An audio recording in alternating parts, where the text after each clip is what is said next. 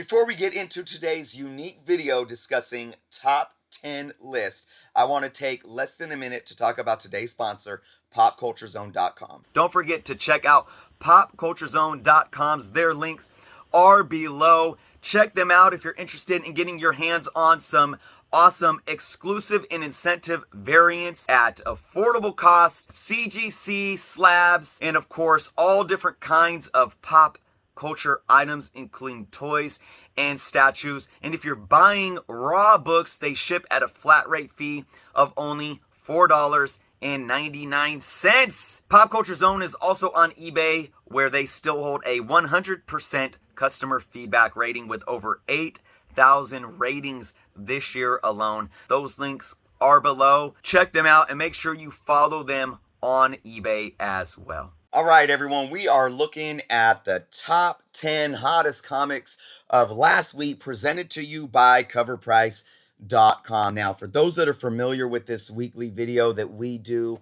I usually take the following week's top 10, pick the most interesting 3 books out of that top 10, and break down what those books have been doing over the past current week. And that gives you guys more of an opportunity not just to see what's hitting the top 10 every week, but to see how they move on the market after the fact. And I think that's very telling of what these books and what type of books hit this list. We're going to do something a little different today, folks, because I really want to educate you and shed some light more on what to look out for with these lists and what these lists really mean every single week. So before we get into the details, let's just go through each book here, okay? Starting with number 10, we have Miss Marvel, number 1, first solo series of Kamala Khan. We know that this book has been hot because of the TV show.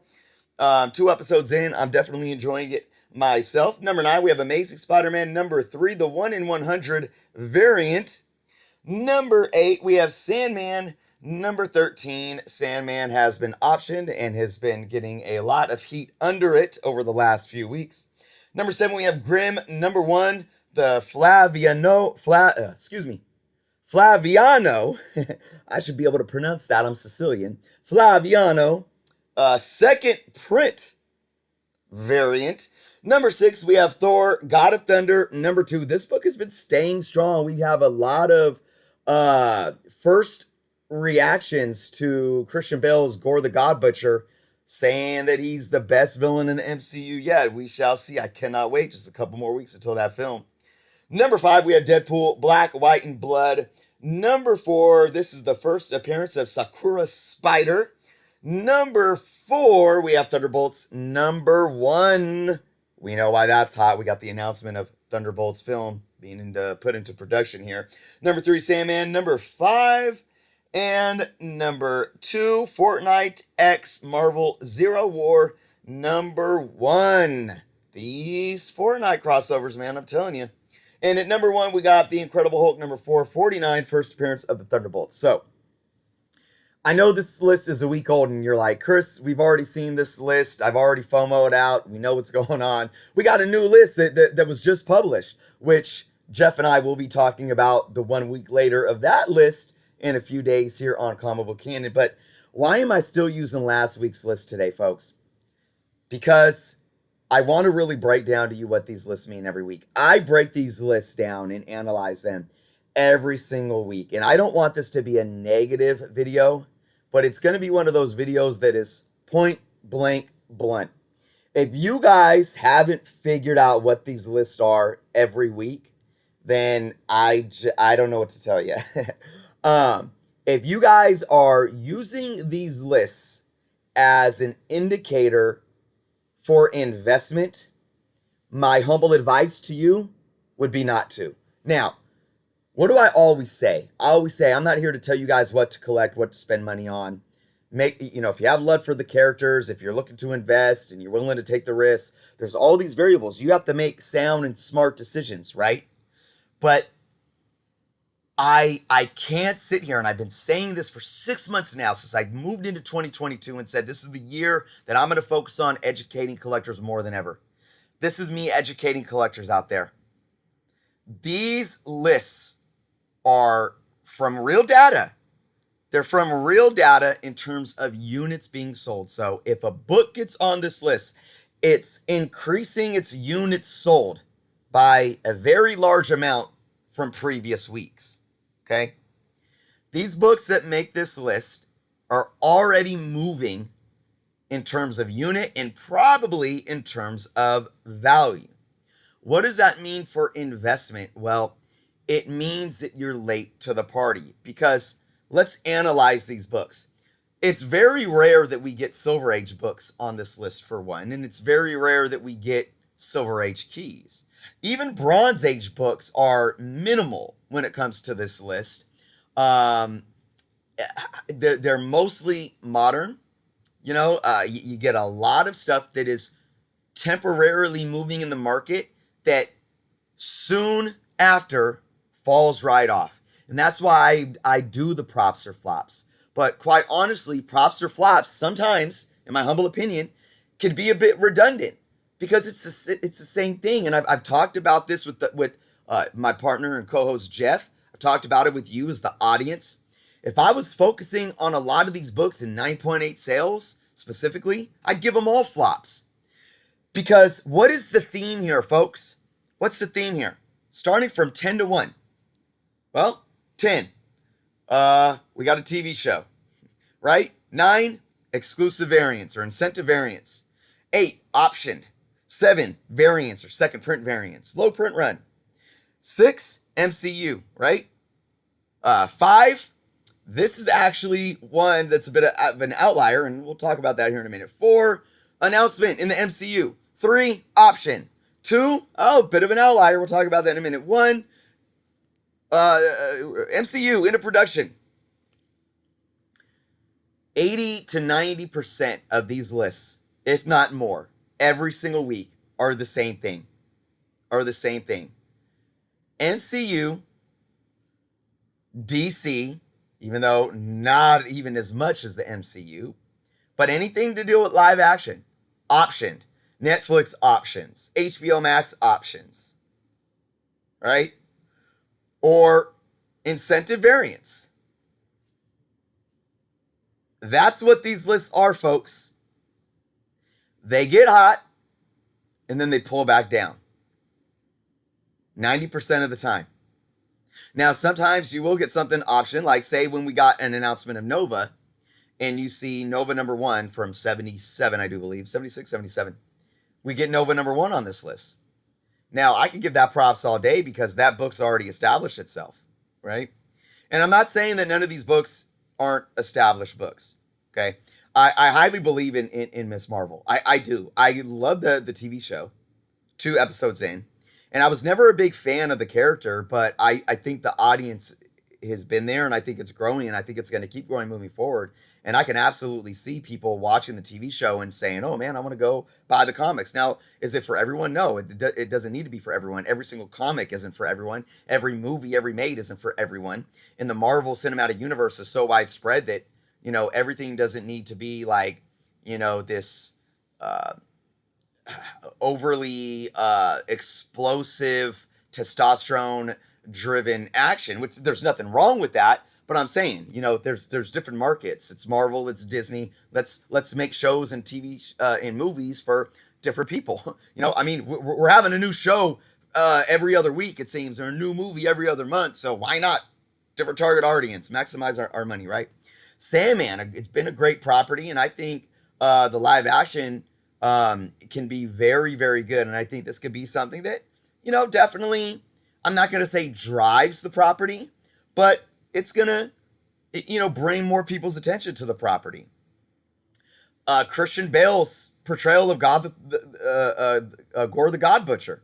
This could be, look, man, if what they're saying is true, it could really, this is a modern book, I know, but it doesn't matter. This book can really be driven home if people come out of that movie theater saying, man, Christian Bale delivered, right? And what do I say about variants? People go after incentive variants because they can be scarce on the market, right? And they're willing to pay that big dollar amount, not because they want to necessarily invest, but because they love the art, they collect for the art, and maybe the value drops. Maybe if they're paying $80 for it and the value drops down to 40 or 50 a few months later, they're okay with that because they were the first in line. They were willing to pay that premium. Okay? So I don't want you guys to take my points today as being negative. Oh, it's just live action spec. It's garbage. It's just variants. Variants are garbage and they're ruining the hobby. No. But what I want you all to be is to be aware of these things and don't romanticize these lists. We need to stop romanticizing these lists. Because when that happens, we get into our emotions and we get into that FOMO behavior. We get into that reactionary behavior.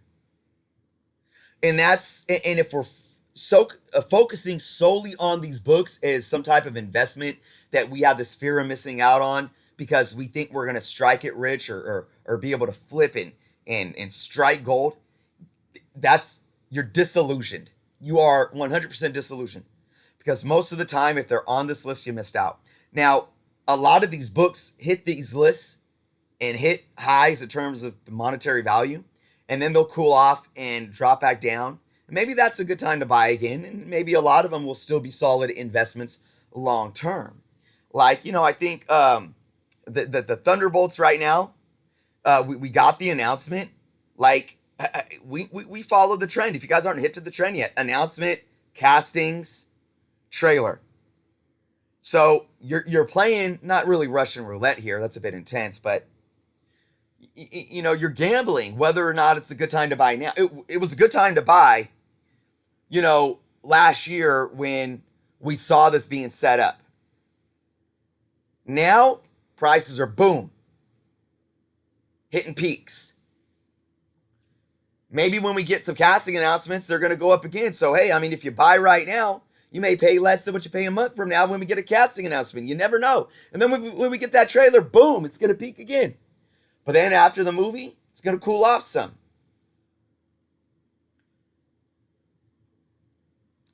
So again, my humble advice to you all.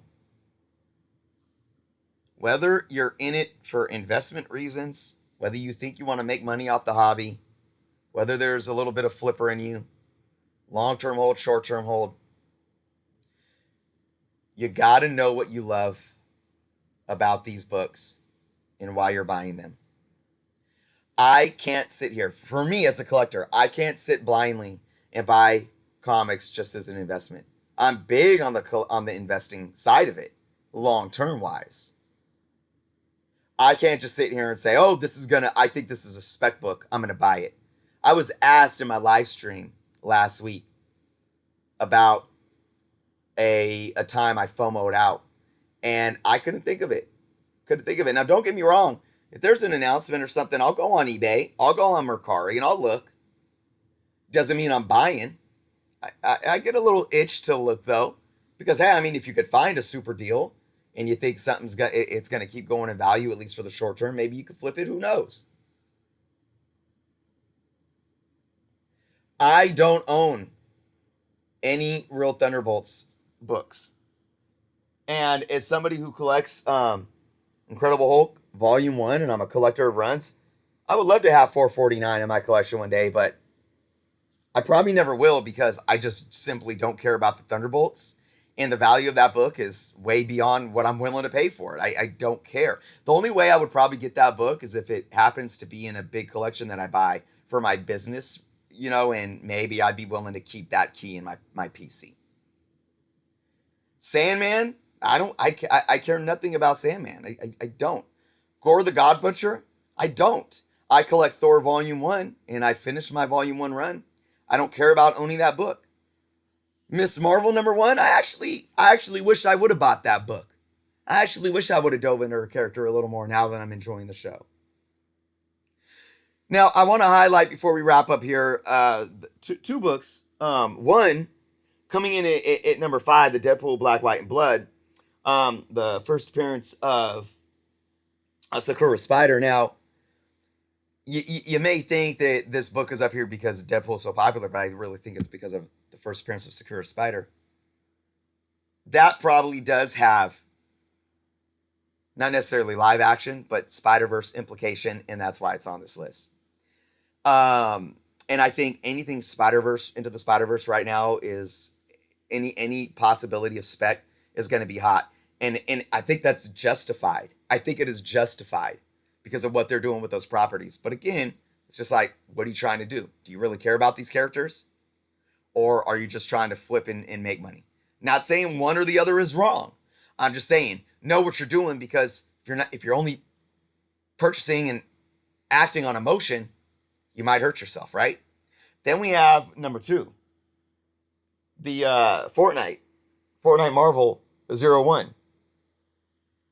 I'm impressed with what Fortnite's doing, and I think this right here is just an indicator of how popular Fortnite still is. I really do.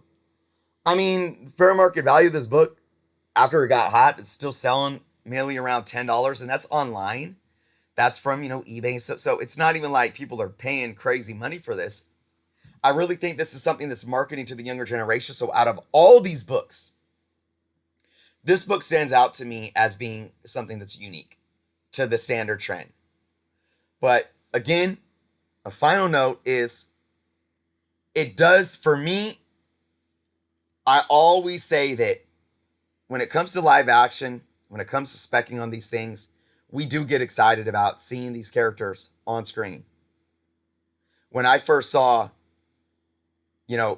Spider-Man on screen in the Sam Raimi films, I started diving back. When I first saw the black suit after I lost my childhood 252 issue, I went and bought another one, just because it was brought to life on the big screen, and I fell in love with it all over again. Watching Miss Marvel, Kamala Khan, I never was really into the character, but now I'm interested in maybe buying some of the books. But I think more often than not, the reason why these books make the list isn't because we're actually caring about the character. It's because we're caring about the spec value that we think is there, that we think we have to have and can't miss out on because we're going to make money off of it. And again, it's not that that's wrong, but if you're doing it simply for that in a reactionary way, like I said before, you're disillusioned. So be smart, folks. Use these lists wisely. They are a great tool, and I gotta thank Cover Price for producing these lists every single week. So that's the video for today. I hope you guys were able to take a lot in from what I said. I would love to hear your thoughts in the comments below. Be well, and until next time.